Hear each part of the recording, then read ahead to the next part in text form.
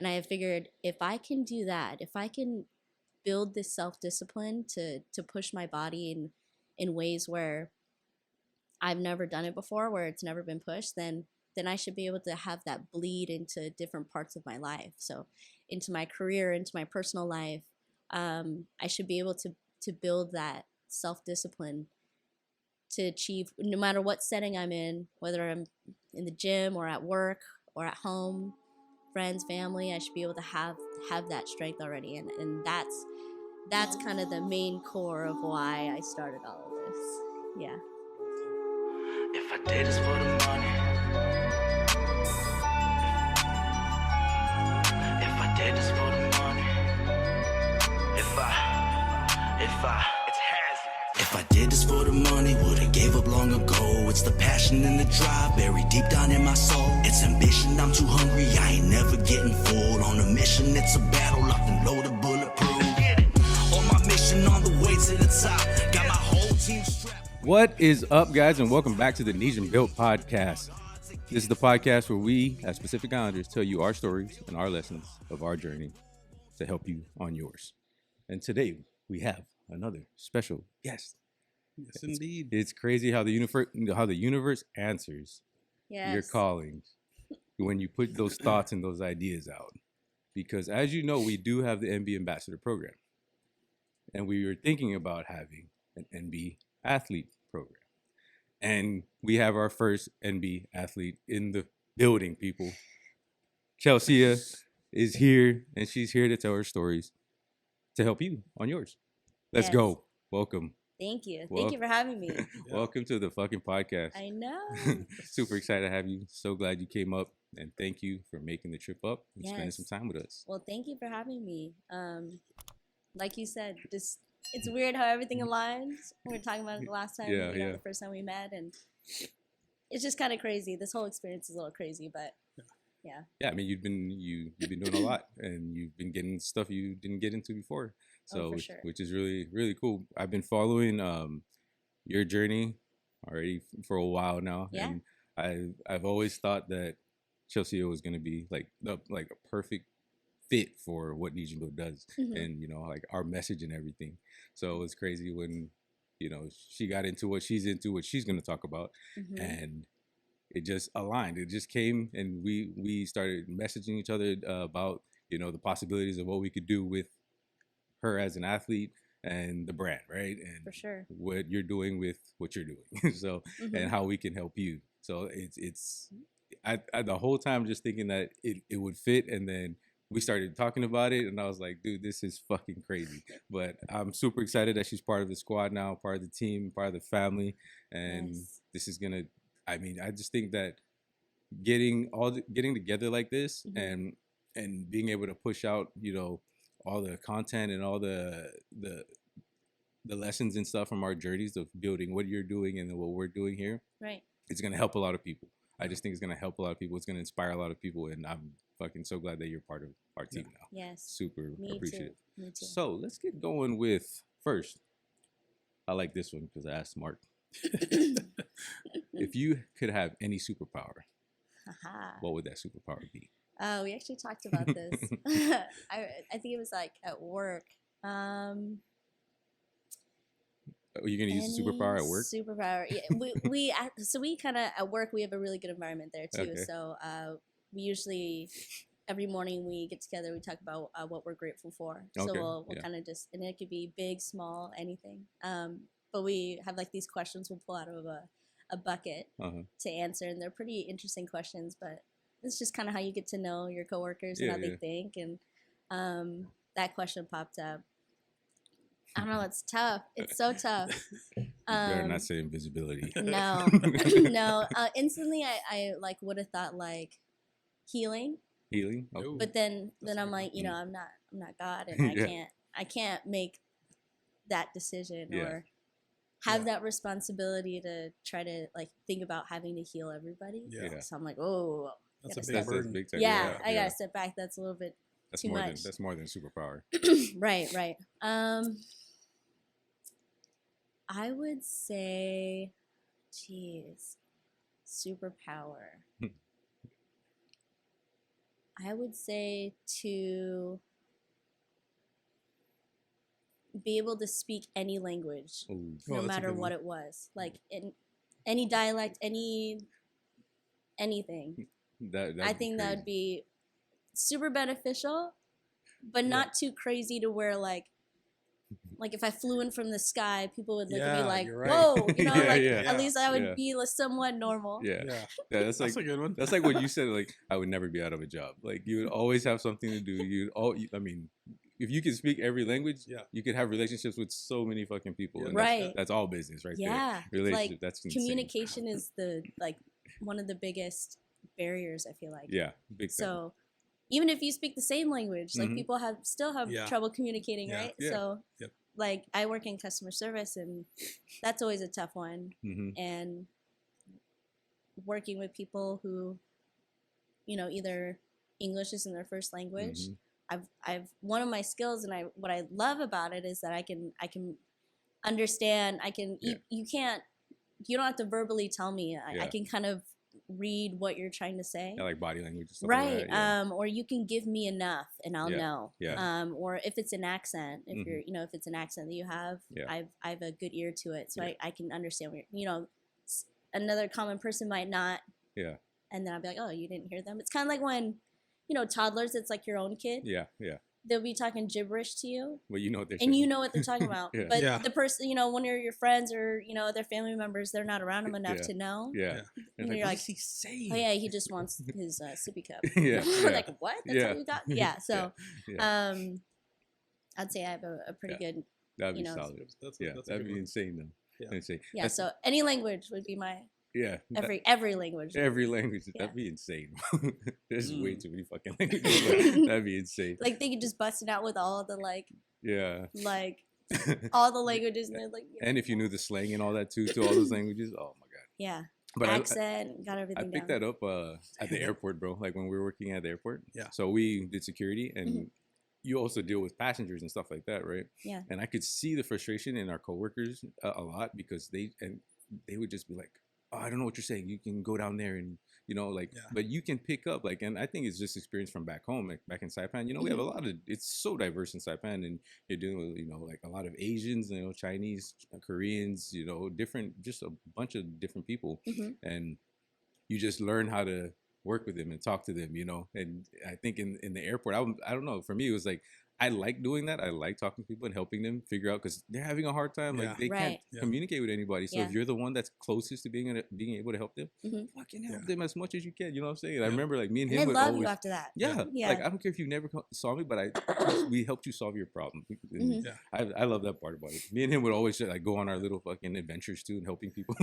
Even now, I'm not even. I'm in maintenance. I'm a maintenance dude and walking the airport. And if I look at somebody and I can see they're lost or they have a question, I will stop and say, hey, can I help you find something? And a lot of times they're looking for something. Yeah. And they just don't want to ask. Yeah. Right. So something basic too, something super easy. How do you get to the South Satellite? Not a problem. You just walk right by it. It's right over here, Yeah. And it's so easy. Some people get stressed out. They're so mad that they have the customer service is terrible sometimes, Right. Yeah. You're like, if I could just help out, so they don't have to get in that line and ask the person who is going to give them an attitude. Because you got to put yourself in their shoes. What if you're in that spot too? Right. You go to some other country, you can't fucking communicate with somebody. Oh my God. It's terrible. And I got my first taste of that.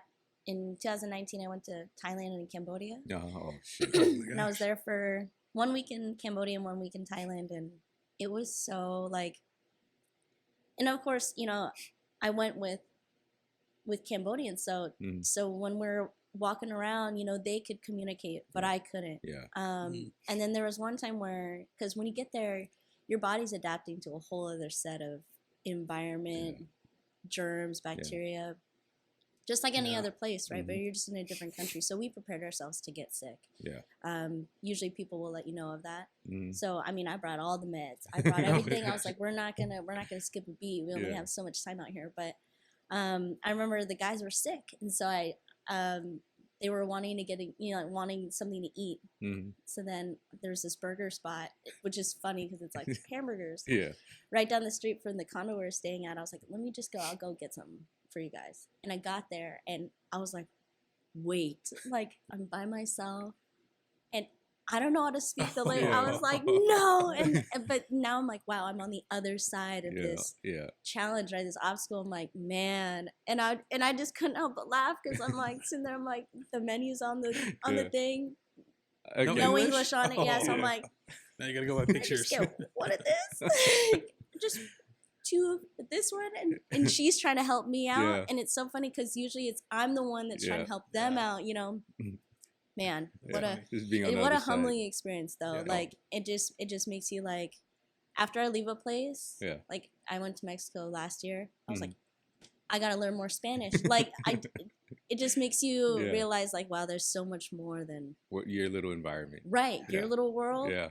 Like there's so much. Get out there, Like that's like for those people that think they're just big shit, you know? Yeah. Like they're fucking until they step out of their comfort zone. It's or like, and you go people don't know who you it's are. Like, bro, you like you're a small ass piece in this fucking whole world, like in this universe. Like you realize like there's so much more out there. There's a lot more important people out there, a lot more important things out there. Right. And you're just a little piece of the pie. Like you're not everything. You're not important to a lot of people either. Yeah, exactly. Like you might be important in your world, but it's that shit's so. If they're not in your world, they don't know. They don't know you. Yep, exactly. Fucking 100%.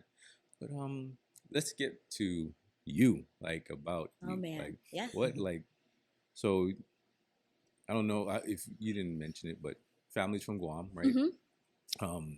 You've been out here, you grew up out here and stuff like that, but you got it's being over here in Washington. I swear to you, it don't even seem like it's the only thing that's different about being an islander here is that you're not on the island. That's it. But you know what I mean? But it's like when families are out here, you're learning the language, you're, you know, doing all that with them. It's like the food is here, everything that you do. Oh man, I was around the food last night. You know what I mean? It's all here. But like, go ahead, tell us like about like how you grew up, you know, what you did as a kid that kind of led you to what you're doing now, you know, or what you know, if it even did, you know, you know, just stuff like that, like a little bit about yourself, what you do, and everything. Yeah, so I was born in Guam. I was born there in '93, and we moved to Gig Harbor, Washington. Geez, when I was like 4 or 5, so right before I started kindergarten. Okay. Moved here, and so I mean, I don't even remember much about home, but my mom was so diligent just to make sure that I knew where I was from. So growing up, you know, I like you know, you teach your kids. She was always worried that we were gonna get kidnapped, and then they're gonna try to change our identities and not know who we were to try to save ourselves. But yeah, shout out to my mom for that one. I think that's every parent's. I learned my full name, all my, you know, my family members' full names, address, phone number, social security number, all before I started kindergarten.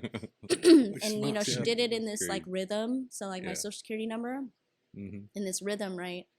So now anytime I have to say my whole social security number, I kind of get like that. Beat. I kind of get that little rhythm in my head. I'm like, this woman, man.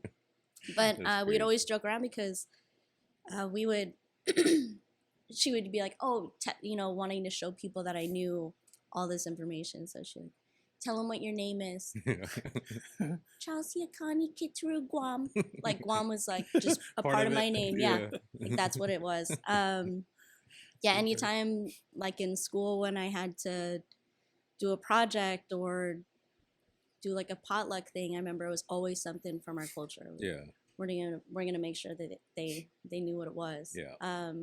But growing up in Gig Harbor was tough because it's just very very sheltered. Even to this day, I feel like a lot of people will still agree that when you go over the bridge, it's just a different world. So they didn't really know what Guam was, and you know, you can't really blame them for that. But it wasn't until I moved to Lacey, so down south.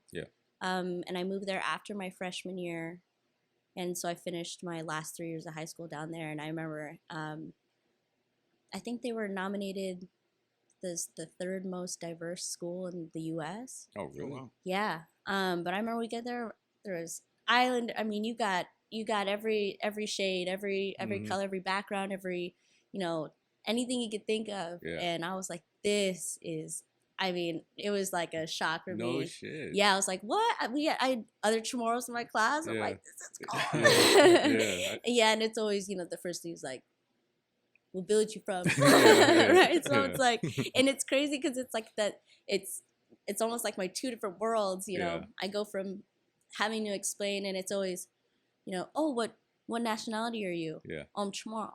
Yeah. And then it's either they get it or they don't. Then it's like the next question. They give me that face like, what? And I'm like, I'm from Guam. And then either I get oh, I know one person from Guam.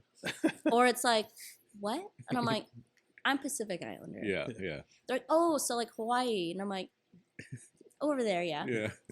That way, yeah. That direction, like that. right? Yeah. So, but it's fun. It's fun, you know, teaching people about the culture. If they don't know, then I can give them a little something. Yeah. And then I'll be that person to be like, oh, I know one person from Guam, because I'm always that one. But as far as like me growing up and getting into bodybuilding, I don't even think there was I mean, I've been an active person my whole life. So growing up, I did fast pitch, baseball. I did cheerleading. I was on the dance team, so I was active.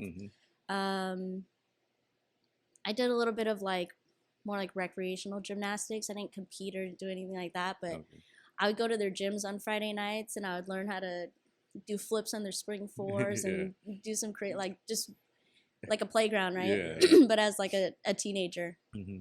I always thought that was fun. So I guess pushing my body to limits was always really fun for me. And I also am in the type where, of course, you know, shorter side, I'm on the smaller side of the scale. So I always had to feel like I had to keep up with everybody. And I also grew up more with boys than with girls. And I don't know why it was, just because I only have sisters. But we're raised pretty tomboyish already. Oh, wow. But all the kids in our neighborhood, there was a good mix, but I mostly hung out with boys, and so I was always just trying to keep up with the boys, always trying to do what the boys did. But I was also like accident prone, so I was the problem child. I'm the only one that's allergic to something, and only one who's broken bones. So, but I'd say pretty active. But it wasn't until August or September of last year where I was like, this is an idea. Yeah. This is an idea. Oh, wait. Because so we had a conversation the first time you came through the MBHQ. So you got to tell about how that happened, though. Like, why that became an idea. Right, right. You have to talk about that. That was such a good story. So I've been active in the gym for like 7 or 8 years, you know, and at first it was let me go work out with a friend, and then it turned into like, oh, I have to work out because you almost want to balance and this is like my early 20s when I'm staying out till 4 a.m, drinking, and you know, probably not eating the best, and just, you know, living that early 20s life, right? So you're like, oh, I need to have the balance. So I'll, you know, crazy at night and work out and try to balance all that. So at first it wasn't that. Like it was I'll go do it. It was like a check mark. Like, okay, I got that done. Every now and then. Right, every now and then, whenever I can, and then weeks go by and you haven't been there in a while. And so it was like that, and then it wasn't until like 2017 where I started making it more of a priority. So going every day after work, and that was fun. And then I would say just in the last 2 or 3 years where I started to see like size, and I was like, oh, and you know, genetics. Big part of it. Yeah. You know, and I'm small too. So it's, you know, you see parts of your body grow and you're like, oh, I wasn't born with that. So if I can grow that, if I can grow that, let's go, you know? But it's fun just to see how all that works. And all your hard work showing in results. So I was like, okay, let me start to lift heavy. And it wasn't just about like the aesthetic of, you know, my body either. It was like, dang, I'm only 118, 120 pounds, and I can squat way more than that. Yeah. Like, and you know, putting 45 plates on a squat bar, squatting it next to someone who's weighing 200 pounds, you know, it doesn't look the same. And to me, I couldn't understand that because I'm like, oh, I want to lift what he lifts. Yeah. But I had people coming up to me like, that's impressive. I was like, I mean, not really. It's just a plate. Like, I want to get 2 plates. Or I want to get, right? I want to do what they're doing. And they're like, yeah, but they weigh that much. Yeah. You weigh this much. Yeah. So seeing things like that in perspective is kind of cool. But yeah, so it wasn't until just recently where I wanted to really like weight lift, get some numbers on the board and see how far I could push my body. And that was really fun. So it wasn't until like August, September of last year. It was just like 1 week, right? In the gym, I'm in there with my cousin, and this girl comes up to me and she's built. She's like, hey, and I could tell she's trying to like flag me down. So I'm like, oh yeah, you want to use the rack? And she's like, are you training to compete? I said, oh no, I'm just working out.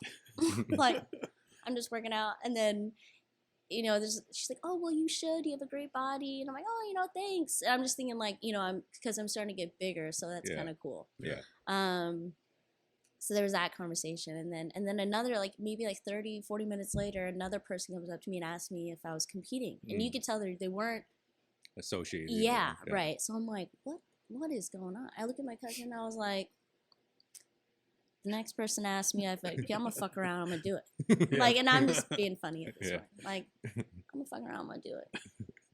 And he's like, you should. I've been telling you, you should. And he's been super helpful. Nate Cepeda. Yeah. Shout out to you. Right. Yeah. So he's like, you should. You know, you've got the drive. I've seen it because, you know, he's the one that's pushing me to push more weight. So he's like, you got the drive, you should just do it. And I'm like, yeah, but I don't know too much about it. I don't even know. And I was like, yeah, but the next person, it's on. Yeah. It's on. So then, you know, after the workout, wash up, and I'm heading back out, walking out to the car, and the girl at the front desk is like, hey, you training to compete? I looked at him, I said, you fucking... I was like, you just told her to, I was like, you just want me to compete. He goes, I didn't say anything. Yeah. And I looked at her, I said, did he say, she had just a genuine like confusion. Yeah, she had no idea like, what the fuck you're talking about. Like what? I was like, damn. Okay. Like, okay, universe. Like, what are you trying to do? So then I had a few friends that did shows and competed, and so I kind of picked their brain a little bit and was like, how'd you get into it? What should I, you know, like I want to explore the idea. I want to see what this is about. Yeah. I feel like this would be fun. And you know, he give me some advice, and we'd look up the shows for 2023 and figure out what shows would probably be the easiest for me to just hop into. And he's like, you know, just condition, and you don't even need a coach. Just, you could look at the, you know, posing stuff on YouTube and learn how to do it that way. And I'm like, yeah, I could probably do that. And so I was just kind of like being more mindful of what my day looked like to see if I can even do it. I'm like, am I even this self-disciplined to do something like this? Yeah. And so I started doing that and like realizing what I'm eating and what I shouldn't eat, and can I be at the gym 6 days a week? Like, because, you know, there's some days where like, oh man, it's nice out, I'm gonna go kick it, or you're just not feeling it that day and you just don't want to go. Am I gonna be able to do this? So just being more mindful of the things I'm doing every day, and that was pretty much it at first. And then I realized, like, you know, let me just try to do this and see if it works out. And I don't usually like to talk about what I want to do before I do it, mostly because that's really going to make me, like, hold me accountable, right? Yeah. Like, oh, I don't want to say something and then I'll, like, then I have to do. Put it out there and then not follow through, you know? What you said, yeah. You're right. So I'm like, okay, let me just kind of keep this to myself. But there was this one time where I was it was just in conversation. And I was like, yeah, I was thinking about doing this. And the main reason was, so the idea came back in August and September, and I was kind of thinking about it. And as, the holiday months started rounding and the new year was about to show up, in my head, I was like, okay, new year, you try to reflect on the last year. What have you done? What are the accomplishments, right?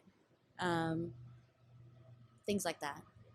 And I'm like, what have I done this last year? And it sucks because when you're going, right, sometimes you don't stop and kind of review or like reflect on what you've done so far. And so I kind of sat there. I was like, wow, I haven't done this in a while. Mostly because I feel like I was on autopilot for a little bit. Yeah. And so I was like, what did I do this year? What did I really do? So I was like, what was my really big goal? What was my last really big goal for myself? And it was back in 2018. My goal was I wanted to be a homeowner by age 25. So I helped me and my family get into a house 17 days before I turned 25. Oh, no shit. Yeah, so, bought my house July 10th, turned 25 July 27th. So hell yeah. It was a huge accomplishment. It felt really good. And then I was like, man, these years fly by. That was 2018. Yeah. It's about to be 2023. Yeah. Like we've been in this house this long. What have we done, right? Yeah. So I'm like, okay. And this year I turned 30. So I was like, okay, I did that at 25. Like, yeah, life got the best of me these last few years. Let me set something big up for 30. Yeah. And it's kind of surreal. I'm like, I'm gonna be 30 years old. My dad is even like, I'm gonna have a 30-year-old. I'm like, let's just not talk about it. Yeah. So I was like, okay, what am I gonna do? And health was a huge thing for me. Like, I was like, what's really important to me right now? And what's gonna be important to me in 5 years, in 10 years? And I was like, man, my health. I've seen, a lot of people pass away, and family members getting sick, and it's tough to see. And it's just like, man, I can't imagine going through something like that, right? Yeah. So I was like, okay, what am I gonna do? And so when the whole bodybuilding thing, are you gonna compete? I was like, maybe I should compete for my 30th birthday. Maybe I should do that. Yeah, that'd be really cool. So I'm like, okay, well, I can't half-ass this. I can't just look something up on YouTube and wing it. Yeah, I want to come in prepared. So I started following the first show that was for the year was Vancouver Open. So I followed them on Instagram just to kind of get I'm trying to figure out the culture. Like, what is this about? Like, how does everyone get into this? How does this all work? And I remember, I reaching out to my friends who have competed. They're like, oh, here's this coach and here's this coach. And I've reached out to them and I've talked to them about it. And when you meet people, it's great. And you could tell that they're great coaches and they're, they know what they're talking about, but it's just that trying to find that extra just piece that fits. And I was like, and I don't even know what I'm looking for either. Yeah. So it's like, well, I could go with any one of these coaches, right? But I wasn't trying to rush into things, and I tend to do that a lot. I just don't get me on a car lot because I'm gonna see the first car I like and I'm gonna get it. Yeah. Don't. I haven't bought a car in a long time just for that reason. So I'm like, okay, take your time. There's no rush. And so I was following the Vancouver Open page, and they reposted someone else's, someone tagged them in a post and they reposted it. And it was this woman, she was posing, and I was like, who is this? And I click on her and I'm looking at her page. I'm like, oh, she's a coach, but also a competitor. So I'm just looking at her, I'm like, this is just something about it. I was like, the energy, just, when you you feel something and it just feels right. I'm like, let me reach out to her. Yeah. And once I did, there was just a quick response, and really I was like, I'm just trying to learn a little bit more about the sport. I'm new to this. I don't really know too much. She said, let me call you. And so we talked on the phone for probably an hour, and she just was so helpful with, you know, letting me know how it all works. Yeah. Like, this is kind of how things are. This is the culture. This is how we go about things. This is what you would do in this situation, and walked me through everything. And I told her what my goal was, and she just gave me honest advice. You know, as almost just like as a friend, like, oh, just recommending something. But she never came to me as like wanting to, like, let me coach you.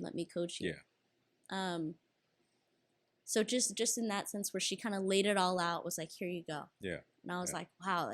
And I knew, I mean, I knew before I even got off the phone with her, I was like, oh yeah, definitely. So she didn't pressure you into it or anything? Oh, not at all. She just gave you all the information. Right. Yeah. And I'm in sales. So I know that culture, and I hate being that person trying to push something. Like, if you don't believe it, then I'm not gonna, you know, like, I'm like that too. but I'm gonna give you all your options to make sure you know, and I'm gonna allow you to pick. So just the way that she went about things, just so professional and just so helpful, coming from a super just genuine, knowledgeable place, and I just love that. And that's where I found my coach, Emmy Person. Yeah. And then you did your first competition. Yes. What, 3 weeks ago? 2 weeks ago? Man, 2 weeks ago. 2 weeks ago. Right. How like how much of the tan is off. I'll be able to tell you how far away I was. Yeah. I did my first competition. Yeah. It's still kind of surreal. It's just sometimes I look back at the videos and I'm like, dang, I really did that. That's crazy. It is. It was an idea. It was just an idea. Yeah. And kind of what we're talking about the first time we talked was like, you know, if you really want to go deep into this, like, your life can change with one choice. Yeah.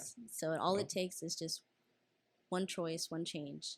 And it's crazy. It's crazy what like it'll do. All these things that, you know, like, we always talk about, like, all these things that you think you can't do or something, you know, like, right. But it's just because you haven't set your mind to it and made those adjustments in your life. Right. To get there. Like, that's the only thing stopping you. The only thing stopping you is you. Right. There's nobody else. Yeah. And I'm not gonna sit here and say, oh, it's because I'm a brown dude, like, or I'm fucking Chamorro, I'm from a small island. I would never say that. Right. It's me. Dude, have I made that choice to go and get it? Go and get it. It's there. It's all out there for us. The universe is gonna speak to you. Whatever you put out, whatever actions you put in, that's what you're gonna get. That, and I think it's all about timing too. Yeah. Like, you know, I'm trying to think, like, I always like, man, whenever I start something that I fall in love with, why didn't I start this sooner? Yeah. Like with weightlifting, why didn't I start this in high school when my body was ready for it?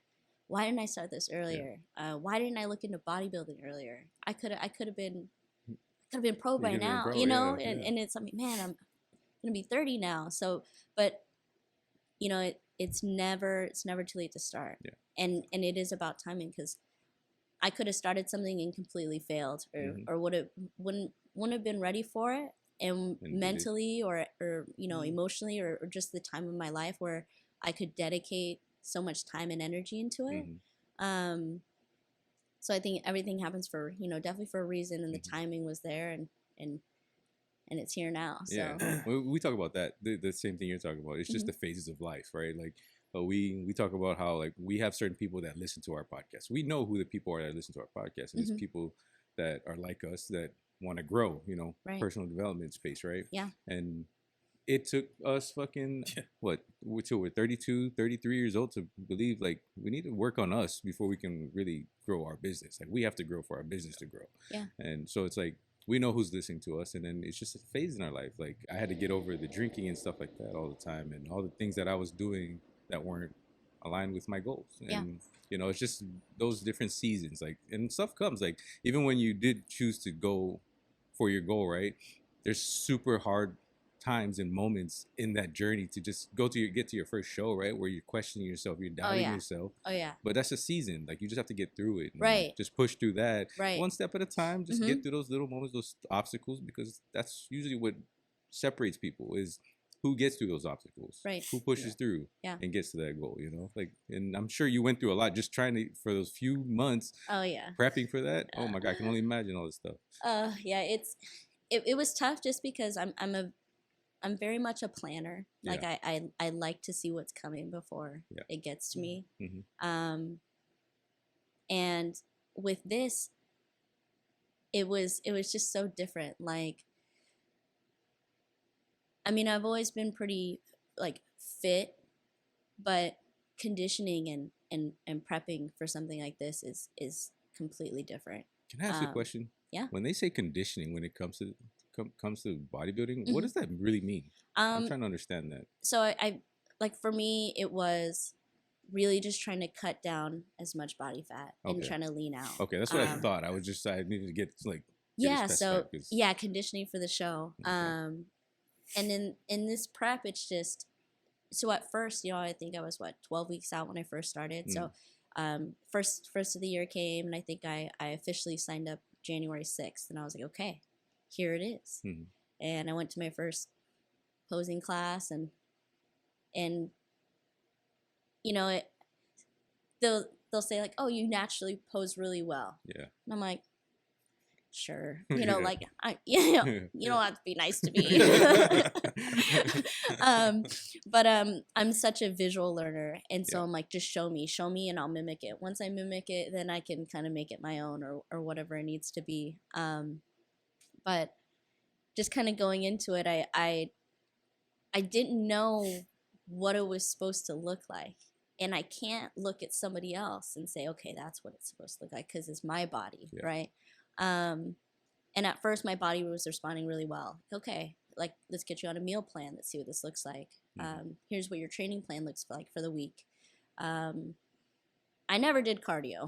Yeah, before throw that out there. Yeah, I was not a cardio person. Yeah. You know, when I played ball growing up, it was fast sprints. Yeah, that's it. Yeah, and that was it. Yeah. There was no. I wasn't a soccer player where I'm running up and down the field for an hour. Yeah, it was. I'm a short sprints type of person. Yeah. Not a long distance. Yeah. So cardio for me was a big, like, whoa, I actually have to do this. And then training parts of my body that matter. That sounds weird. All of it matters. But seeing what your body has developed already, and then focusing on things that you need to develop to balance everything out. Yeah. Right. There was that. But it's funny because my coaches are giving me these instructions, right? And I'm just taking it day by day. Just eat the meals I'm supposed to.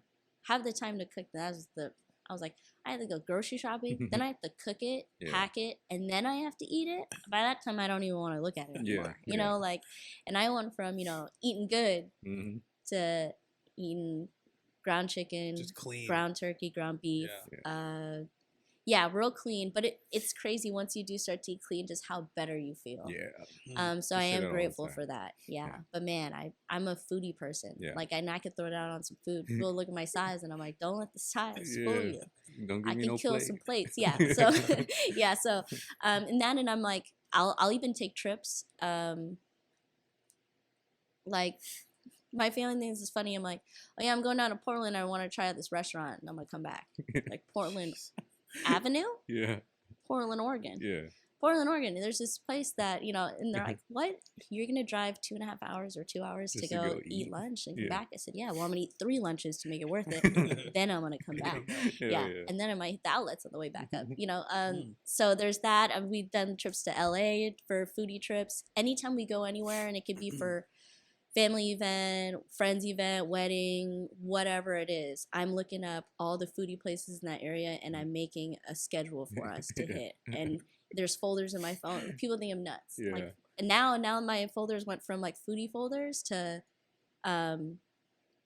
post-show cheat meals. I'm like, what meals am I? Now it's even more like dialed into where like, okay, I can only choose certain ones now. Which ones is it going to be? So I have a folder for that. But yeah, my coaches are giving me the instruction, and the best way that I can try to describe it is they're telling me, run full force this direction in the dark.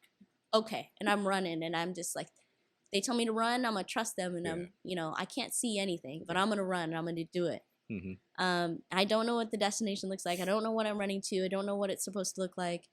But if they say, you know, do this, I'm going to do it. Just because I trust them 100%. And then I feel like that's super important, especially if you have coaches. You got to believe in them 100%, or else it's like, why are you doing it? Yeah, exactly. Yeah. And And so leading up to the show, it's just like I didn't know what I'm supposed to, like I'm like, okay, I think I'm doing everything right. My body's responding in ways, because it's just learning too. I've never done a cut. I've never dropped this much weight. I've always been small my whole life, but it's like cutting weight or losing that much body fat was different. It's tough, huh? Yeah. So then I'm getting down to, only 1,000 calories a day and 2 ounces of 2 to 5 ounces of meat per meal, and sometimes it's no carbs, depending on how my body's responding, and that's interesting. That whole portion of it, the nutrition side, it was like, wow, this is like, I want to learn more, because I always ask questions. I need to know the why. Yeah. Give me the why, so then I can be fully engaged into what I'm doing. Yeah. I want to understand how it works. So doing that and then seeing my body respond, I'm like, wow. Like, so now I don't even look at food as like, ooh, I'm craving this, or, oh, I want that, or, oh, I'm hungry. It's more like fuel. Like, this is like, this meal has to go here because I'm like work out at this time, or I need to eat this meal afterwards. I'd say that was the hardest part. And I wanted to go into my first show like hot. I wanted to be my first time they saw the name, or saw me, that it was going to be the best that I got. I will say it wasn't. It's tough to face that. Yeah. So it's tough to face doing all this work and really trying to learn your body. My coaches say, now you know what you cannot get away with. Yeah. One person can have a full cheat meal and the body is just fine. Another person can't. Yeah. So learning that and learning the self-discipline is the kind of the main reason why I started this. Yeah. So I was like, if I can push my body and my mind and all of it wrapped in, emotional strength, mental strength, physical was the easy part. Getting in the gym and doing the work that's the easy part. It's telling myself, no, I can't have that, or you have to do this. That's the hardest part. And I have figured, if I can do that, if I can build this self-discipline to push my body in ways where I've never done it before, where it's never been pushed, then I should be able to have that bleed into different parts of my life. So into my career, into my personal life, I should be able to build that self-discipline to achieve, no matter what setting I'm in, whether I'm in the gym or at work or at home, friends, family, I should be able to have that strength already. And that's kind of the main core of why I started all of this. Yeah, 100%. Well said. I like that. Yeah. That was perfect. How it leads in. I like that. Yeah. That's exactly why, we did 75 hard and shit last year twice and stuff. That's the whole reason. The same thing that you're saying is because we need that discipline to bleed into like every part of our life. We want to be better dads. We want to be better husbands. We want to be better business owners. Like all of that. It's not just about, okay, I'm working out every day, so I'm going to get jacked. That has nothing to do with it. That's like the least thing that we're worried about. The thing that we're worried about is showing up every day and putting in the work that doing what you're supposed to do, right? To get to those, being better. It's not just about what you look like. And it's the discipline part is it's definitely the hardest part, and it's something that can go away very quickly if you don't keep stay at it. You always have to keep building on it. And I mean, I can only imagine like what you went through, like you just running in the dark, like you said, right? Because you believe in what your coaches are telling you and everything. And it's not it's something that you're getting into, and of course you're like worried about it. You don't know exactly what's going to come along that path, but you trust that it's going to make you better because of what you're doing. And then as you see little results along the way, you're just like, yeah, I'm going to fucking do this. Like, I'm going to do what they said, because I'm gaining. I'm getting what I need so far. But of course we have those setbacks, we have those things that come into our life, because life happens, but how do you respond to it? Exactly. And we're all human, I mean, I'm not going to use that excuse every time I want to grab a pastry or something, but we are human, and so we have to learn that, okay, since I did this, now I have to do this. And there's things you can do to not make up for it, but but now you understand it, once you make that choice, this is what you're going to get out of it. And are you willing to deal with that, with those results? And so coming into, you know, the last, I want to say like 4 weeks, we kind of already knew, like, okay, you're not exactly where we wanted you to be. And I knew that. Yeah. And the transparency between me and my coaches really helped me mentally to go into the show. Because, you know, the last thing you want to do is to have a coach either break you down, you know, in a negative way before you start something like this, or give you that high of, oh, you look great. Yeah. And you step into the show and you're like, whoa. And the lights don't lie. Yeah. Right. Yeah. The lights don't lie. Yeah. And so that part was really nice. There, you know, every adjustment, every change, they told me why, and you know, this is what we're looking at. And Emmy, my coach, she's just so knowledgeable in the sport. I mean, at my show, she was able to tell me what place I had before they even gave it to me. No shit. And I'm like, are you sure? Are you sure? Because I know you don't mess with me. Yeah. If anything, you're more on the tough side than on the, you know, powder coat, you know, you know, sugar coat things. Yeah. So it's like, are you telling me the truth? Because now you're gonna give me a little hype to it if I get on that stage. But she was spot on. Yeah. You know, 2 weeks going up into the show, it's kind of already had in my mind, like, okay, we can try to get you a little bit more conditioned. You just got to do as much cardio as possible. You know, there's not much muscle build we can do at this point. But that really wasn't the concern. I have the muscle mass. It's just to be able to show the muscle mass is the hardest part. So, you know, I did what I could, but then all of a sudden peak week shows up, which is the week right before the show. And all of my teammates were starting to get all of our checklists. So our coaches sent out the checklist of all the things we need to buy for the show, which is hilarious, by the way, because I'm like, no one prepared me for. I thought this week was supposed to be like, I'm gonna be working out, you know, like getting bread. Like I have my suit, I have my stuff, my hair extension, and that's a whole other thing. So like men's bodybuilding versus women's bodybuilding, completely different. Oh, I bet. Yeah. They throw on the board shorts, get the tan, they go out there and flex, right? Yeah. And then like we have to hair, makeup, hair extensions, tan, nails, jewelry, heels, suit. It's a whole show you're putting on, right? And so that week it was like, yeah, it was a tough week. I ended up started getting sick. My body, like I woke up one morning and my body had started getting these body aches. I said, no. No, not this. Right. Yeah. Not after all. Yeah. Not, how much time, money, training, blood, sweat, tears, you know, just, I said, no.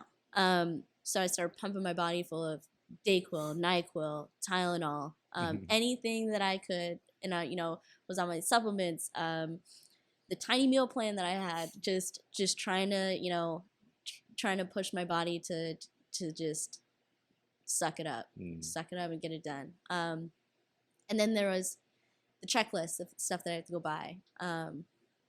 My favorite was saran wrap. So, okay, for the food, because like, make sure you're bringing enough food, make sure you're packing your food, make sure you have the Tupperwares, bowls, plates, plastic forks. You're going to be in the hotel. You're not going to have any of that stuff like you do at home. Yeah. Make sure your stuff is pre-cooked before you get there. You can't cook it too early. Don't cook it in the beginning of the week. It's not going to be good by the time the weekend hits. So you now have to, like, almost when you do your meal prep, it's kind of going to be off because you want to cook it right before, so it's a little bit more fresh and you can enjoy it a little bit more, and you know it's going to be good for the weekend. Will it fit in the tiny mini fridge that you're going to be in? You know, things like that. And yeah, and so saran wrap, I'm like, oh yeah, saran wrap, because they want to saran wrap the whatever, I don't know, your food. No, you're using the saran wrap for the toilet seat, because when you get your tan, you have to buy your own bed sheets. So you have to buy your own bed sheets for the hotel, because if you mess up theirs, then you're paying for it. You get charged for it. Yeah. So I'm like, bed sheets, saran wrap, I'm not touching anything. Yeah. I got there, the walls, the floors, the wooden pillars, because it was like a cabin style hotel. All of it was wrapped in saran wrap. Already covered. Yeah, it was already there. They're like, please be mindful, do not lean up against the walls. Like it was pretty, because we're all just covered in this tan, and the tan is the funniest part. So like, coach was like, Wednesday, you're shaving your entire body. And I'm like, what? Like, I'm not a hairy person. I don't have a lot of. I don't care if you don't think there's hair there. There is, and your tan will show it. You're gonna. So it, and you know, this is not even part of like. I'm like, I just thought I would hit the gym and go on the stage. Like, I didn't know I had to, like. Yeah. So then I'm like, shave your entire body on Wednesday. Apply the tan on Thursday night. Sleep in the tan. Wake up the next morning, wash the tan off. Reapply again. Wake up in the morning, wash it off. And I'm like, can I wear work clothes with this? Like, and I told my work, I was like, I might have to dress down on Thursday and Friday. I don't know if it's going to mess up my work clothes. Yeah. Might be wearing sweats or something, jeans. I don't know. Like, I have no idea what I'm doing. Yeah. That's where the anxiety started to kick in. And I'm like, I have no clue what I'm doing. I'm winging it at this point. Never had hair extensions before. Had to order those. Yeah. It seems like you have a lot of hair already. Right. And my coach is like, feeling it, length. No, I want you to order hair extensions. Not full enough or something. Right. Yeah. And I'm like, man, what if I turn and it flies out? I just thinking about all the worst case scenarios, right? And yeah, so there's the tan, and you know, driving down there, booking the hotel, make sure that's good. And I get there, and we unload everything, and me and my man, we drove down there, and we're kind of just setting up. We go down to the meeting, so we have the competitor check-in, and you have your vendors there, and it's fun. You know, it's fun, right? And they're like, okay, go back to your hotel room, eat meal 4 or 5. You're going to check in with me in my hotel room at this time. We're going to check you out, see what adjustments you need to make. And I'm like sitting there on the black bed sheets that I bought on the hotel bed that we're in. And I'm like eating my meal, and I'm like, what am I doing here? What am I? And that just kept, I kept asking, what are you doing? What is this? What are you doing? It was just funny. It's just funny when you sit there and you're like kind of like soak in the moment for a second. You're like, wow, I'm really doing this. This is wild. Yep. So made all the adjustments the next day. I mean, I was like, probably not gonna be able to sleep. Yeah.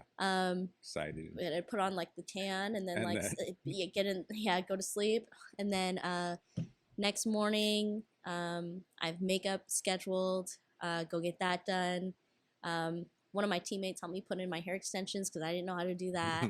And she didn't really know either. She's like, my hairdresser said that this is what you have to do. I said, whatever you think is going to, just as long as it doesn't come out. Yeah. That's all I care about. Yeah. Like, if I turn, I don't want to. Yeah, and then I'm like, and then I'm going to have to gracefully pick it up somehow. Like, I'm not doing all that. Leave it there. Right. Like, kick it off the stage. Yeah, so there's all that. And before in the past, like, there has been instances where I had like panic attacks, and I didn't know what they were at first. So I kind of felt like the first couple times I had one, I was like, whoa, and it feels like almost like I'm gonna black out, but then my heart's racing a million miles an hour, and I feel like I'm gonna just like pass out. Like, what is this? Oh shit! What is this? So then I'm like going online. I'm like, it's a panic attack, because I'm me. I have to understand why. Yeah. Like, okay, how do you stop them? And then I even went to my doctor, and she's like, well, we could put you on medication. I said, no. I'm not doing that. I don't want to be that person who has to take medication for something. Yeah. Like, that's just not me. And some like natural ways to get rid of panic attacks. So there's just breathing methods. I was going to say, just breathe. Right. And there's so many and really what gets me like just spiraling is, once I start to get this feeling in my head instantly, I'm like, you're going to pass out. You're going to die. Everyone's going to see you hit the floor. And then it makes it worse, right? And then you're really getting yourself worked up. So then I'm like, I can't do that. So now it's like both feet flat on the floor, breathe in through your nose, out through your mouth. And then to stop the thoughts from making you spiral, just on something else. Yeah. So it's like repeat a color in your head over, and it's blue. blue. And this is happening on show day? No, it's not. But this is something I had to do with the last couple of years, okay. which I've mastered now. I haven't had one ever since I've started. Like once I start to feel it come, I'm like, all right, here it is. Like, like you can recognize it. Yeah, recognize it and just tone it down. Yeah. I realized that, and they're like, well, what is it? What's changed? You know, my doctor's trying to figure out what's changed about you, because it could be stress, it could be all this stuff. What have you stopped doing? And I stopped going to the gym. Get back into the gym, get that release, get that power back. So that was a big thing. So that was one of my fears coming into it. I was like, what if I just have this panic attack while I'm on stage, because I got to keep my core tight. I can't even take full breaths up there, so I'm taking like quarter to half breaths. And you know, holding the smile, everything. So I'm like, if I can't be breathing in through my nose, out my mouth, feet flat on the floor, I'm 4 inches high on these heels. Like I can't do any of that. So that's what I was really worried about. But I go to check in with my coach right before I was supposed to go backstage, and I was so calm. Like I was like, I knew what it was. I knew where, you know, once you show up, that's all you got. There's no change. You can't do nothing. There's nothing else you can do. And that's even a couple weeks before. Like you can probably make some adjustments, but that's kind of all you got. And at that point, you just got to accept it. And so in my head, I was like, I'm not going to stress about that. This is what it is.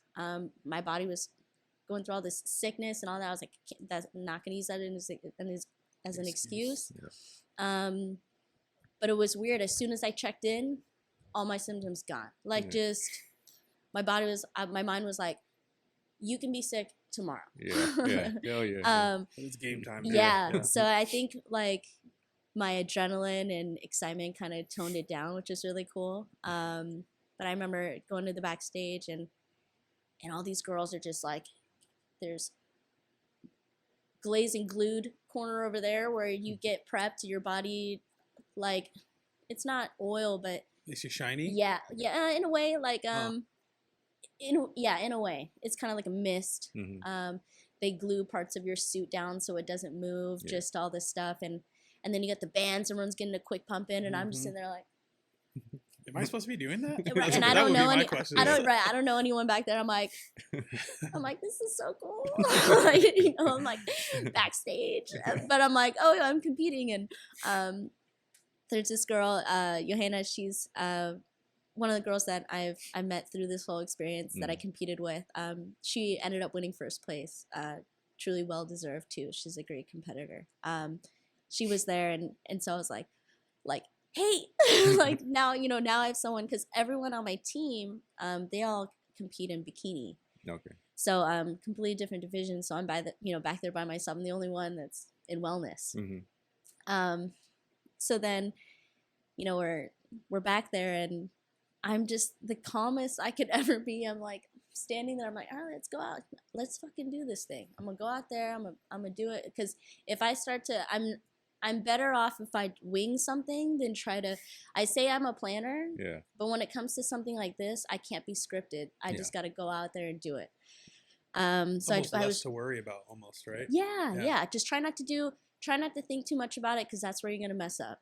Just naturally do what you're supposed to do.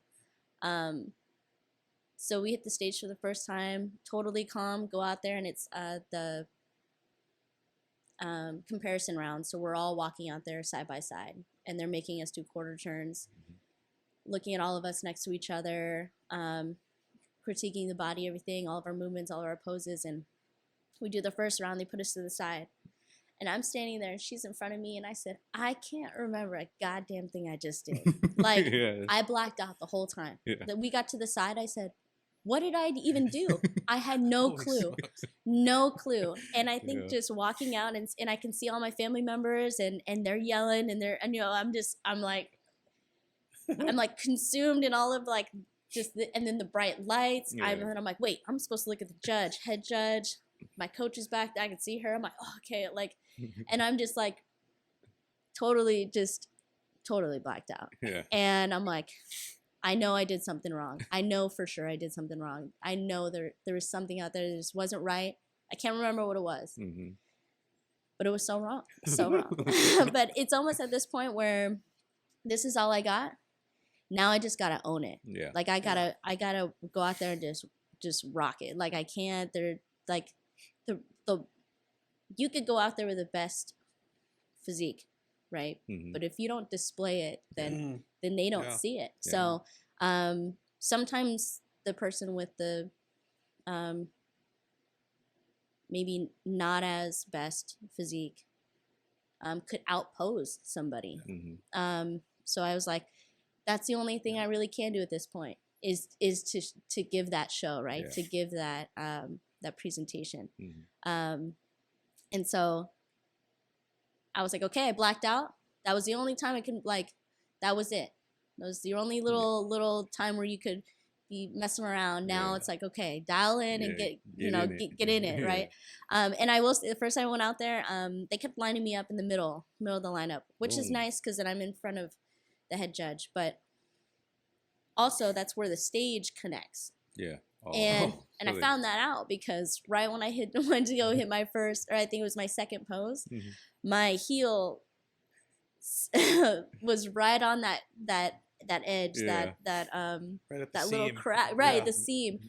And I put the pressure on it, and I turned, and it wobbled, and I was like, and I was like, and I always make that noise whenever, like, I'll be making the craziest faces too. I'm like, and so there's music and stuff, but I was like, and I was like, in my head, I'm like, what are you doing? They're like, get it together. And so it's like almost like fake it till you make it. So I'm like, try to like shimmy it off. Hit the pose, shimmy it off. I said, you're not stepping on that shit again. I'm right. So then you'll see, like, there's some videos too. You'll see me and I'll feel for it on the ground. I'm like, yep, there it is. I'm stepping right away, here. So there was that. Then after was like, they take you off the stage, you go back around again, and they put you back up. So there's different classes that you're in that you compete in. So we're constantly, and man, I was like, when Emmy was telling me to hold my pose for 30 seconds, I know now, like, why? Because I was exhausted. Like, because you're not taking full breaths, you're like, adrenaline's through the roof, and you can't breathe all the way. And it's funny because you get to the back pose where they're, your full back is to everybody, and you're showing them your glutes, tie-ins, hamstrings, rear delts, things like that. But that's the one time where you don't have to, and you see it. This way, because from the backstage, you're watching the other class, because then now they're facing you, and you can see the fronts of everyone's bodies. So like, their face is like, oh my. The face is like, not the prettiest, and they're just pushing out their stomachs. They're trying to get this full breath as they can, because your hair now at this point, that's why the extensions is down your back. So now you're like, like getting the breaths in, and then it's like, okay, and then quarter turn, and then you're like, back to being you're right. The show goes on. So that was a lot of fun. There's the comparison round where you go up with everybody and do the quarter turns, and then you do your individual routine, and you just kind of like fly through it. So it's like pose, and you get your own song, you get all this stuff. I went to go submit my song, and I was 2 days late. I was like, ooh. So it's like learning experience. Now I know I'm supposed to do this before Wednesday to submit my song, so I gotta remember that. But I didn't know that they were gonna read this bio that I registered with. And I'm like, so I walk out, and they're like, Chelcia Martin, 29, is snowboards. I'm like, how does he know that? In my head, I'm like, how does he know this information? She's a snowboarder. She's a baker. And I just start cracking up because I'm like, what? And in my head, I'm like, oh no, it's the little sheet that I filled out. It was like your hobbies, occupation. I don't know. I thought they were using it for like statistics or something. I don't know. They were gonna read it out loud. And so I would have wrote a better one. I said, luckily I didn't put any like nonsense in there, or else to be like just something funny. I don't know. And so so then they're like, she's a snowboarder, she's a baker, business banker by trade. And I'm just cracking up.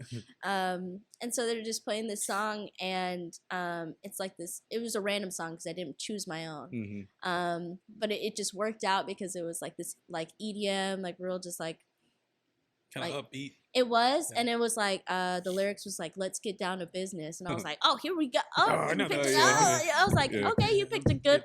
Yes, that one. Yeah. Yeah, bring up I'll send you the clip. You can put it in the podcast. But I was like, okay. So I mean, at one point, you can't hear anything, and you don't really know what's going on. You just hit. And when you're posing, it's just like, what muscle am I supposed to feel? Like, just certain poses, you're feeling for that certain pinch, that certain flex, right? So did all that, and I ended up winning second place in my class, which was true novice, meaning everyone in that class, it was their first time competing ever. Wow. Yeah. And then third in overall. So that's huge. Yeah, it was for your first time. That's huge. Yeah, my coach runs back and she tells me, I said, you better not be. Are you sure? How do you know? How do you know though? How do you know? So then when they're calling out, and that's another thing. The night before, they're like, okay, so when we place you guys, this is how we're gonna place you. We didn't know how it goes, and if it was your first show, you had no idea. Yeah.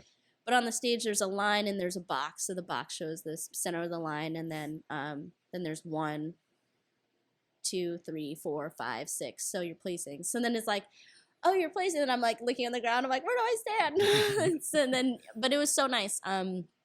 Vancouver Opens just their staff, everything about the production of it. It was just ran so smoothly. There were people who were guiding you, moving you around, telling you where to go. Yeah. So it just felt really good. They helped you out a lot. Oh yeah, they probably know by now. Like you probably like mentally not all there because I imagine you can't eat as much. Yeah, you can't drink as much. Yeah, then you're just kind of consumed in all of it, and you're like, I don't know where I'm going. And no carbs. Right. Yeah, you can't think straight. Right. Yeah, they call it prep brain. Yeah, so then you're like just And my coworkers know that, because I'm like, that one thing where it's like, and they're like, the report. I'm like, yeah, the one that shows the number. They're just like, dude, you go back in your office. But just the whole production of it was awesome. And as a first show, I reached out to as many of the people there just to say thank you for a great first experience, because I think that's why I stayed so calm, is because I knew I was getting taken care of. Like I knew that I didn't have to worry about any of that. So I felt good. I felt good about the whole thing. And then once you got a medal, I'm like, get a medal, and this thing's heavy. Like it's like a weapon at this point. Yeah, it's like a plaque on your neck. I was like, okay. Like So got my first and second. They give you these little cute tiaras. And it's funny because growing up, my family, they wanted me to be in pageants so bad. Oh, yeah. Yeah, my Uncle Jojo was like, man, my girl, you need to be in a pageant. You need to, you're too beautiful to not be in it. Yeah. I'm like, Uncle Jojo, hold up. I cannot be Miss Guam. You know how many scars I have? And it's funny because that's a joke in our family. Like whenever I get either a scrape or some kind of injury, or for my mom, it's another tattoo. Now you cannot be Miss Guam. Great. Now you can't be Miss Guam. Well, and I was like, I looked at the tiara, and I was like, this is the closest thing to a pageant you're ever gonna get. It's kind of the same, huh? In a way, yeah, because a lot of people think that I go up there and I flex like the guys, which I wouldn't mind. I'm like, let me go out there and flex like the guys. I always joke with my other coach John, and he's like, let's do a lat spread. I'm like, I'm down. Let's flex their quads. Getting the stuff, getting the plaques and the tiara. It's just funny, like, wow, this is real. I was like, this is mine though. Do I keep this? Like, do I give it back? I don't know. Like, I don't know. Like, you give me a certificate, then I give you the medal back. Right. This is not the real thing, right? Yeah. So yeah. Then right after our show, because we're the last division out of that session. Mm-hmm. Of course, everyone's leaving, and just the rush. Everyone's there. You know, I have a lot of friends and family that are there. Mm-hmm. My coach John, the first thing he saw me, he's like, bubble tea? Like he had a boba, milk tea, brown sugar milk tea boba. Those are the best. Yes, and I saw him from like 20 feet away, and he was like waving me down. He's like, here, and I'm like, yes. So that's the first thing you had? Yeah, that's the first thing I had right after. And the condensation of the cup, it dripped on my leg, and the tan ran all the way. I said, that's what they meant about you cannot get wet, can't go to the bathroom, can't do anything, because now you got your final layer of glazed donut form all over you, and now you can't do anything. Yeah, crazy. But yeah, it still didn't feel like real, and it went by so fast. Like I was like, man, so that's what it is. Yeah. I'm no longer running in the dark. Yeah. Like now I know. Yeah, now I know, but it wasn't until like everything afterwards where things started to get like real. Like reaching out to the other competitors. You know, it's and I don't really know too much either because I'm just so new to it. Mm-hmm. But my coaches believe that this is a sport where we all want to win, of course. And I say that they're my teammates, right? But if we're in the same division, same height, we're competing against each other. Yeah.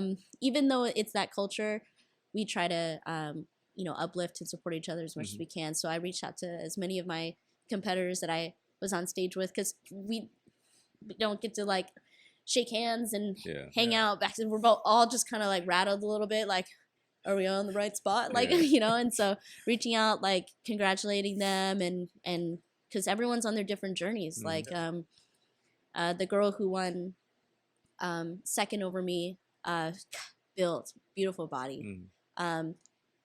She put in some work.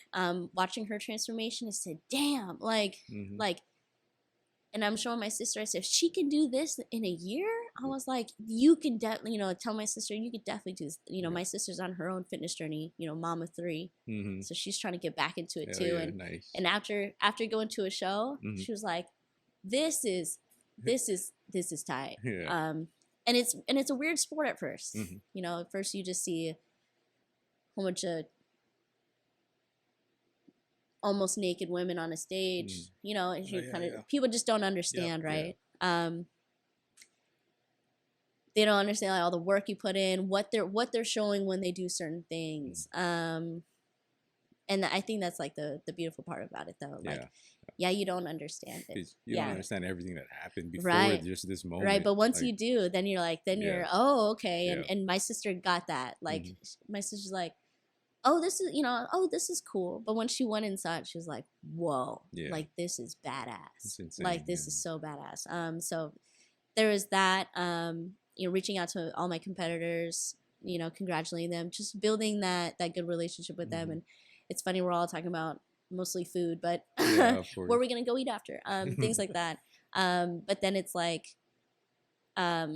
people who didn't know what I was doing. As much as I post, a lot of people are like, you didn't tell me about your show. Yeah. Why didn't you tell me about your first show?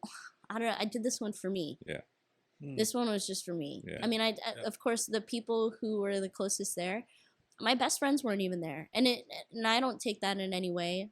Sometimes, a lot of them, I just didn't tell them what I was doing, mostly because I was so dialed in. I was so busy. I was focused. And not that they wouldn't understand or they wouldn't support, but it was almost like I couldn't put it out there yet, just because I didn't know really what I was doing. So I was like, okay, let me do this one for me. Let me get this down and see what this is about. Am I good at it? Am I even good at it? I don't even know yet. Yeah. That's what it takes, though. Yeah. That's what it takes. Sometimes you just gotta, like you say, just do it for you. Right. You don't gotta let everybody know. Just do it for you and fucking go. Like, if they find out, they find out. But I gotta do this. Oh, yeah. When they found out, they're like, what? And I was like,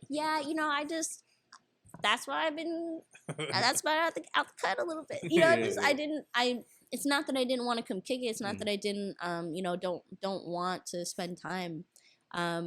But that's what I was doing.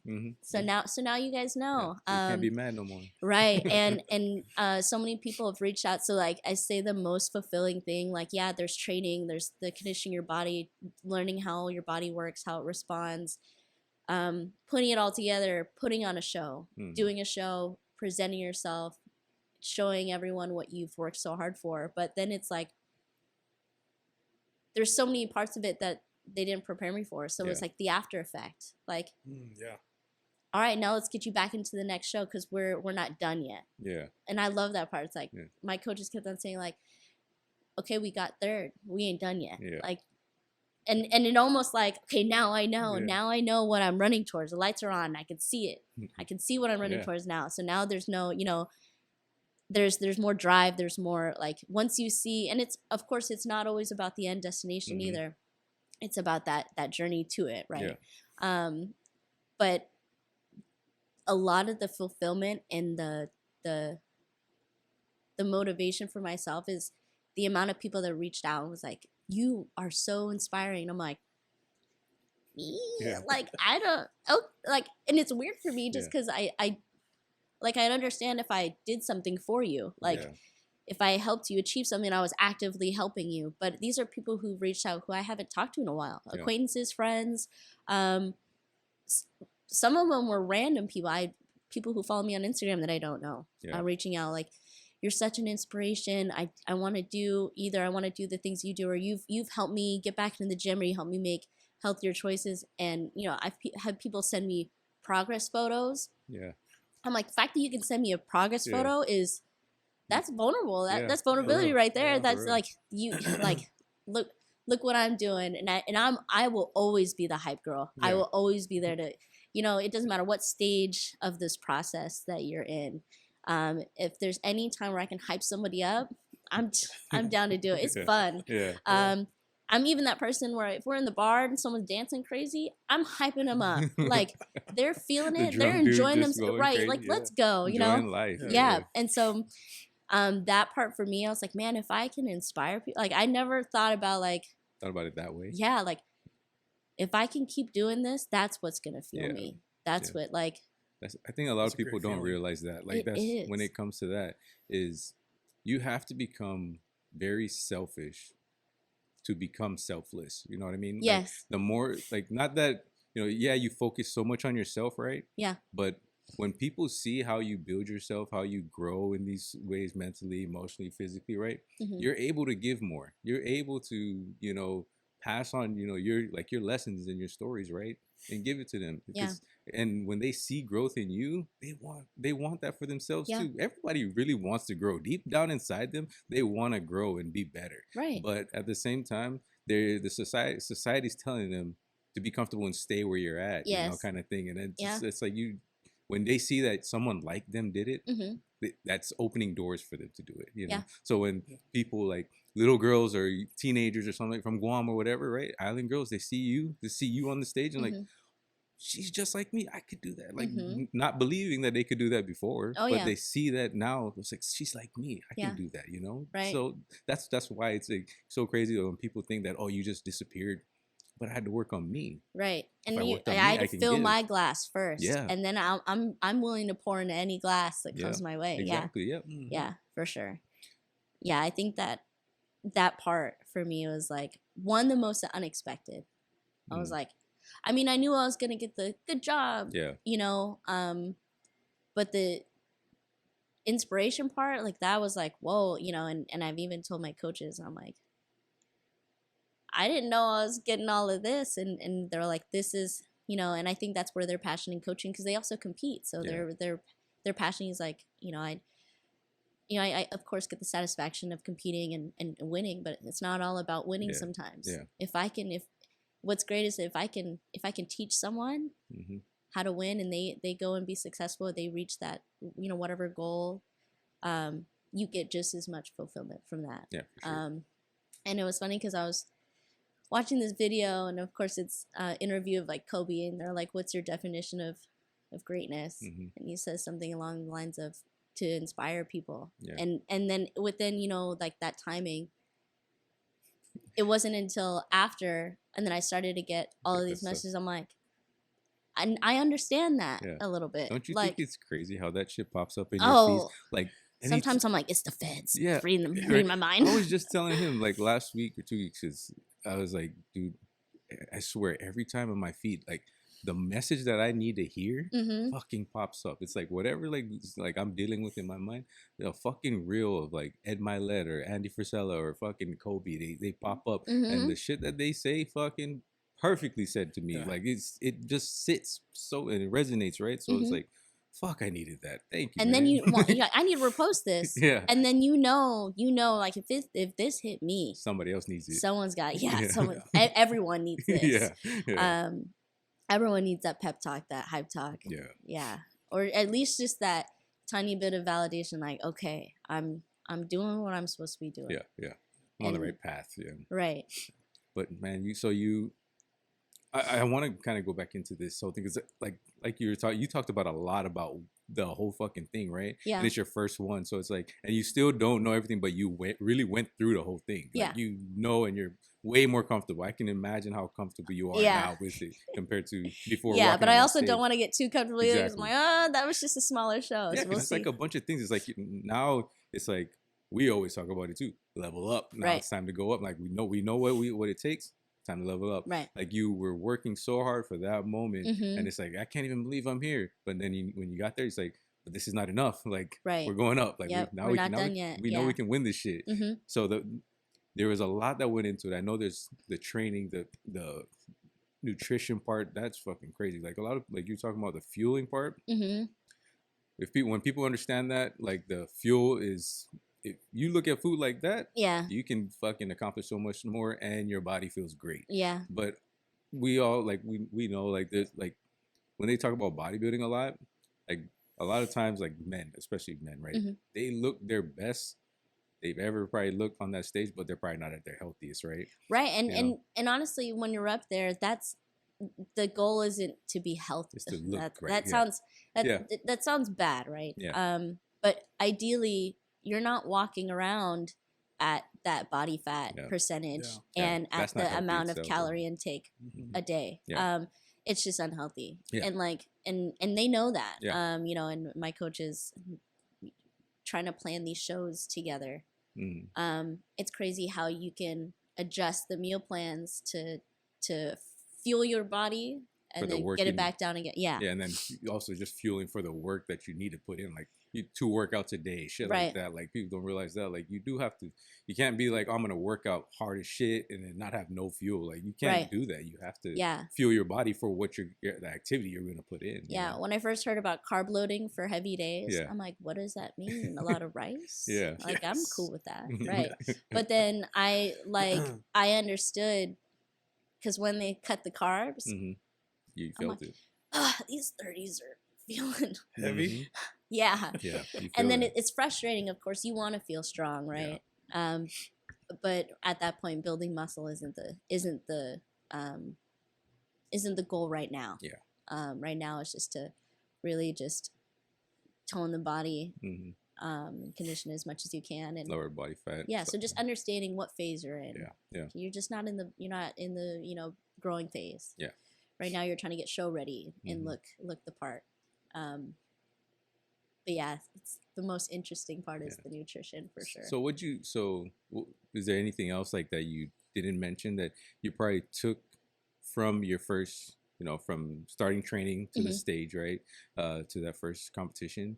Anything that you took from that's going to help you, that you think is going to help you a lot for the next one? Which is very soon, actually. So. It is, and it's hard because you can't really do too much in 2 weeks, and we knew that. But it's crazy what your body will surprise you with. I do look better than I did before, which is good. And I know that I can, in this last week, that I can do a little bit more work to tweak it as much as I can. Before I wasn't getting a lot of sleep either. I was like, I need to do more. But sleep is just as important. Your body needs that time to recover, to regain all that energy it needs for the next day. So just be patient with yourself. And knowing that, you know, the self-discipline part is the hardest. You know, there's times where I can't show up to the get together because I know that I'm not going to be able to not eat. Yeah. My house now, there's nothing in it that I can't say that. Most of the temptation. The temptations are not there. Yeah. And I also do baking on the side. Yeah. So I was like, man, baking and bodybuilding does not go together. Sounds like a business idea later down the road. Oh, yeah. Yeah. It is, but it's like when you smell and everything's heightened. Yeah. Like yesterday, someone opened a box of donuts and I swear my eyes dilated. Like I was like sharks smelling blood. Yeah. Like it was like. I was gonna say vampire, but yeah. But yeah, vampire, yeah, all of it. Yeah. I was like, and I get the satisfaction of watching people eat things that I can't. Yeah. So I'm like, that must be weird to them though. You're looking at. oh, them definitely. They think it's so weird. Like, yeah, like with my man, I'm like, eat this. Yeah. Just bite it one more just time. bite it. Just I let me need to watch watch it. And he hates it because he's like, he's been great. He's been trying to do this with me. Uh-huh. And he's not even competing. He doesn't have a coach, doesn't know it, but he's like, no carbs this week? Okay. I said, no, you can't do that. We can't both be hangry. You know? Oh, that's a good guy. Right. He's like, if you're in it, I'm in it. Yeah. You know, like if and which is an awesome feeling. Yeah, that's so nice to have support like that. You know, it especially is from the person you're with most of the time, right? Yeah, and the amount of things that he slapped out of my hand that I'm trying to eat, oh, it's great. And I've called him, I'm like, hide the chocolate chips at home. He's like, where are they? I'm like, the bottom cabinet. I've been eating them like chips. Yeah. I'm like in my head, and then I try to justify things. Like, but it's healthy, so I can eat it. No. Like, we're not about health right now. Like, oh, but have a banana. Do you know how much sugar's in that? Like, and you don't think about those things, right? Yeah. I'm like, 0 sugar chocolate chips. But they're healthy. No, they're not. I mean, but the definition of healthy and then what you're trying to achieve could be different. Yeah. Yeah. I've never been the type to read the back of nutrition labels. Now I am. Yeah. And that's also fun. It's fun, but it's like you truly don't know what you're eating until you really look at it. You look at those fucking ingredient lists, man. Oh, yeah. Motherfucking 25 items on that. But yeah, you already know that ain't it. Right. Even just like the peanut butter, like all natural peanut butter versus like, you know, just regular PB&J sandwich peanut butter. Yeah. Jif. Like, right, Jif. I Terrible. can't even remember the other ones, but Skippy. Yeah, Skippy. And it's funny because they're like, you know, the taste difference between the two. They're like, what's the ingredient list on this? Peanuts. Yeah. And that's all it That's is. it, yeah. I said, okay. Well. Maybe some salt. Right. And I'm like, oh my God, this is so good. It's so dry. Yeah. Your mouth just, Yeah. And it's funny because it has, tough as it is. Yeah. And it has all of the oils that sit on the top. That's how yeah. you know it's the organic one because you know you're going to have to really whip that thing. Yeah. Man, that's a workout in itself right there, right. bro. I tell you, my bicep be fucking exploding at that point. You know how many calories I burned just from mixing this? I can actually have a bite of the other one now. That's how many calories I burned. It's like, I don't know if I need to use a spoon or a butter knife or what to stir this shit, but blender. Yeah, hand mixer. Blender. Yeah, just like, and then the things that I've been eating to like finding different ways to cook stuff is just, it's funny. Yeah, just try to get creative with it. I fell in love with sugar-free barbecue sauce. Didn't really care for barbecue sauce like that before. Oh, that primal stuff. Sugar-free Jell-O. Never synced it. Yep. Never synced that. And sugar-free stuff. Yeah. I mean, I used to clown on my sister all the time. I'm like, you're giving your son sugar-free maple syrup? That's sick. It's gross. And I'm like, don't even give him some at all. Yeah. It has like this weird texture. I'm like, no. But now just being more like conscious of those things, now I understand. I'm like, oh, okay. Yeah. The things that you can eliminate but still enjoy. Yeah. There's still a lot out there. Yeah. I think it's like one of those things where you have to like you say, like you have those weeks, right, where okay, my goal is here. I need to sacrifice this time to do this to reach this goal. And after this goal, once I get there, all right, let's do the fucking other shit, right? But then there's a time like, okay, I can do it for this long, and then I got to get back to at least, a good way of keeping in shape and stuff like that, so that for the next fucking competition, I don't gotta bust my ass way too damn hard to recover from all that shit.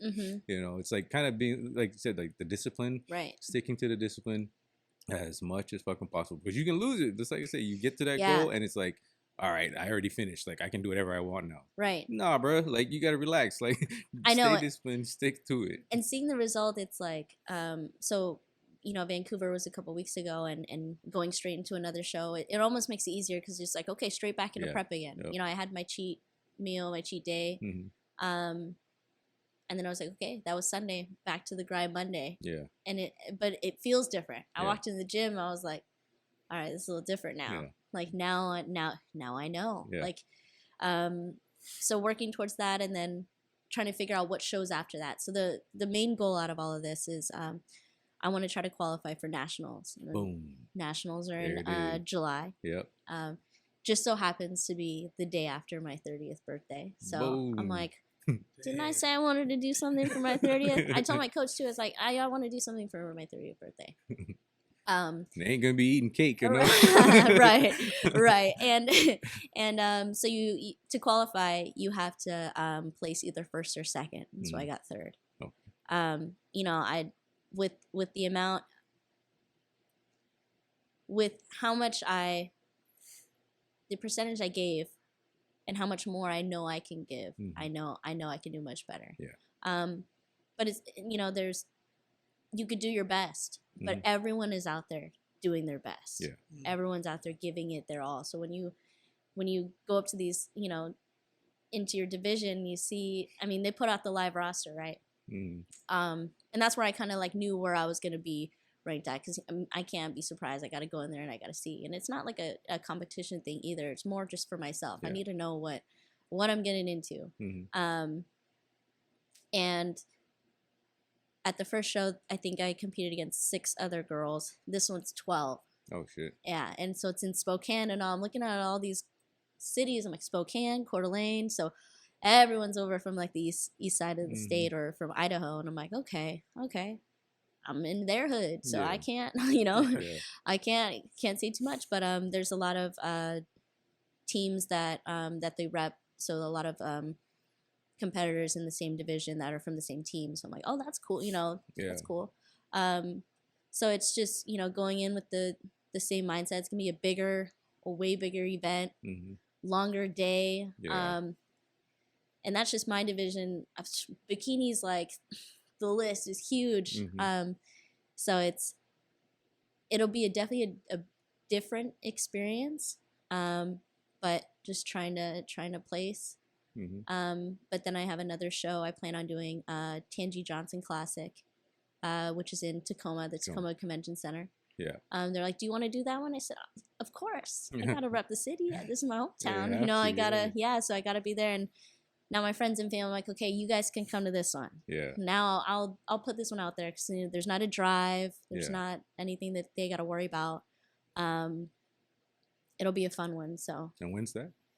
June 24th. June 24th. Got it. Yep.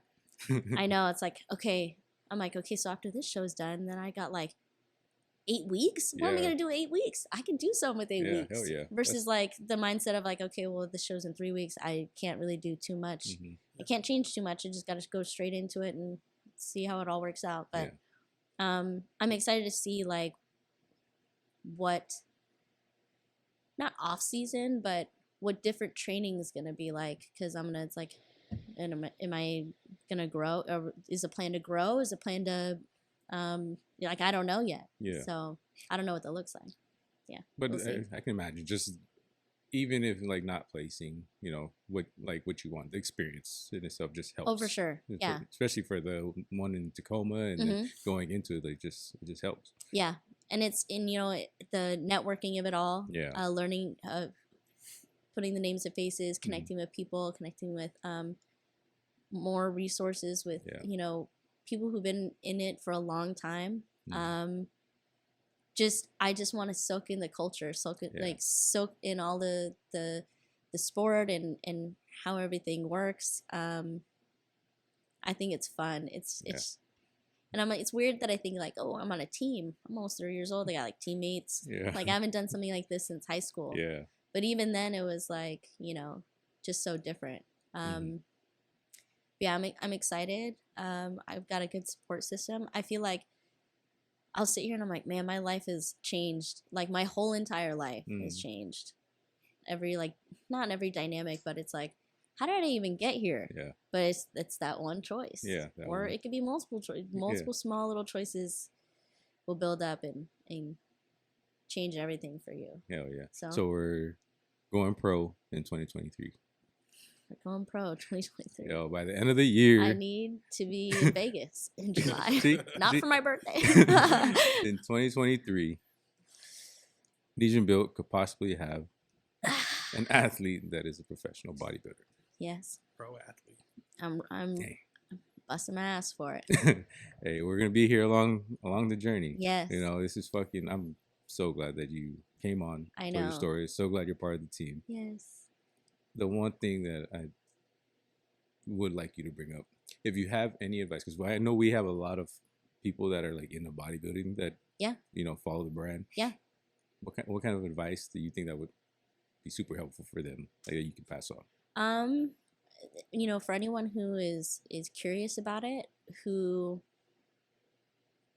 just started, or ask questions. Your answer is always going to be no if you don't ask. And build good relationships with people. You know, if I didn't find Emmy or John, my coaches, I don't even know where I'd be, and I'm so grateful for them, and I tell them all the time. You know, you find good people who are in your corner, who are watching you fight the fight, and you come back and they give you that advice, and they tell you what to do, and you know that their true interest is to make sure that you're successful and that you're giving your best and doing your best. Then just that itself is the fulfilling part. Surrounding yourself by people who, they might not understand really your dream or your goal, but they're willing to learn and willing to support no matter what. I think that's really important, creating your circle. Yeah, it's, if I didn't have that, I'd probably still be working out at the gym. Yeah. I mean, I've got a good circle at my gym. I have a group of friends that I work out with there. They don't compete, but they know that I do, and they know that, you know, we come in there, we put in the same work. There's that. You know, my coworkers, everyone in my work, they know that. I mean, and it's funny because they're like, you said you wanted to start this because of self-discipline. You wanted it to bleed into your career. Well, let's see it. Yeah. Let's push this weight. I'm like, are you using this against me? Yeah. So, and it's funny because when people understand what you're passionate about, they'll try to use that to fuel you in every part of your life. And I feel like that's really important. That's facts. Yeah. So that one choice, if you're thinking about doing it, just do it. Say fuck it. But the worst thing that you do is, okay, you might not be good at it, but you could decide if you want to be good at it or not. Yeah. Sometimes you're running in the dark, and that's okay. Yeah. Like, that's okay too. Yeah. Yeah. You're not gonna know everything when you start. Exactly. You're gonna be so far from that. Right. And you're not gonna know everything when you're done either. And you're not gonna be ready. Yeah. Like, don't wait until you're ready to start something, because you're never gonna start it. No one is ever ready for something fully. Just gotta fucking do it. You just gotta, just like our podcast, we weren't ready. Yeah. And here we are. Episode 19, man. There you go. Yeah. So the brand, we weren't ready. We just did it. You know, you're gonna learn along the way. Right? Yeah. You're just gonna learn along the way. Exactly. You're gonna expect to learn things that, you know, oh yeah, okay, I'm gonna learn these things that they did. But at the same time, you also learn other shit about yourself that's gonna help you along that process. And it'll help you evolve into the person that you're supposed to be. Yeah. Yeah. Exactly. For sure. Just the journey it's unpredictable. You just have to just go on it, you know? I really like that you fucking jumped into that shit, because it's not even, people won't do it, you know? Just people won't do it. They're just scared. They let shit keep them from doing that shit because of the thoughts in their head. But yeah, let that fear, fear is a good thing. Yeah. It's a good thing. It's there for a fucking reason. Right. Because it's going to stop most people. But what are you going to do? Right. Fucking jump in that shit. That, or it's going to help you think around it. Think different. Open your mind up. Get out there and just find ways to make it happen. And that's the separator right there. Yeah. Yeah, hey, for yo, sure. that's episode 19, baby. Thank you for joining us. Thank you for coming up. Well, thank you for having me, and I'm happy to be repping MB for sure. Hell yeah. Yeah, this is definitely a familiar thing, and I'm happy to be a part of it. Oh, where can they find you on social media if you wanted to find you? Social media? Yeah. Instagram. I've heard that I should be making a TikTok. Yeah. So it's a lot of work. Inspire people. But Instagram, I think that's really it for now. Yeah. Oh, that's all she want to give out. Her name will be in the... C.Quitaro 2. That's me. It'll be in the show notes for you guys. Right. Yeah. Follow the journey. Follow See the what journey. It's like. And I'm real on there too. Yeah. You'll see some funny stuff. Yeah. Yeah. She got some good content, guys. You'll see she's putting in the fucking work, all the workouts, the daily life stuff that she does. It's cool. And if you have questions, resources, if you need to get connected to people, I mean, I might not know the answer, but I'll find the answer for you. I'll find the people who have it. Yeah. That is customer service. Look at that, right? Yeah. That is, exactly. That is customer service right there. Yeah, right there. I don't know the answer, but I'll find it. Right Damn. Oh, yeah. All right. Hey, that was episode 19, guys. Follow the journey. You know, there's people on the journey. There's islanders all out here fucking trying to do amazing things. Follow the journey. We'll see you guys on the next one. Love you. Appreciate you. Yeah. We out.